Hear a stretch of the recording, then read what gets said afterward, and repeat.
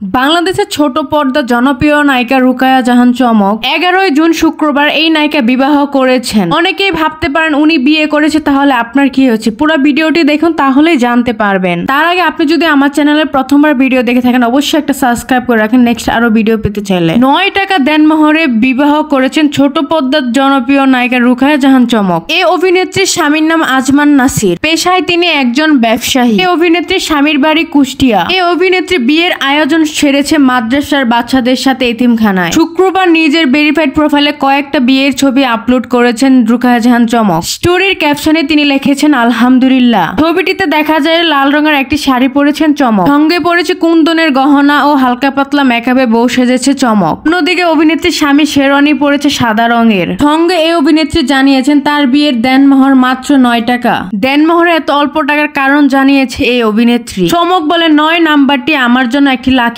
Number. যেহেতু আমার জন্মদিন 9 জুলাই, সেই জন্য আমি সিদ্ধান্ত নিয়েছি আমার বিয়ের দেনমোহর 9 টাকাই হবে। কারণ আমরা দুজনেই বিশ্বাস করি একটা বিবাহিত সুখী জীবন পার করার জন্য টাকা কিছুই না, একজনকে সম্মান করাটা আর ভালোবাসাটাই হচ্ছে মেন। এখানে টাকার কোনো বিষয় আসতেই পারে না, কারণ টাকা দিয়ে কিছুই হবে না। আমরা বিশ্বাস করি ভালোবাসা আমাদেরকে একত্র করে রাখবে। তো ভিউয়ার্স, আপনাদের মতামত কমেন্ট করে জানাতে পারেন যে এত বড় একটা সেলিব্রিটি নায়িকা, সে মাত্র 9 টাকার দেনমোহরে বিবাহ করেছে এবং এখনকার যুগে এত কম টাকার কেউ কিন্তু বিয়ে করে না। এত কম কি, কয়েক লাখ টাকা ছাড়া কেউ তো বিয়েই করতে চায় না, ফ্যামিলিও রাজি হয় না। সেই জায়গায় মাত্র 9 টাকা দেনমোহরে এই নায়িকা বিবাহ করেছেন। আসলে কি তিনি ভালোবাসা বিশ্বাস করেন সেই কারণে, নাকি মানুষকে দেখানোর জন্য? অবশ্যই আপনাদের মতামত কমেন্ট করে জানাবেন। ভিডিওটি ভালো লাগলে লাইক কমেন্ট শেয়ার করে রাখতে পারেন এবং আমার চ্যানেলটি সাবস্ক্রাইব করে রাখতে পারেন নেক্সট আরো খবর পেতে চাইলে নায়ক নায়িকাদের।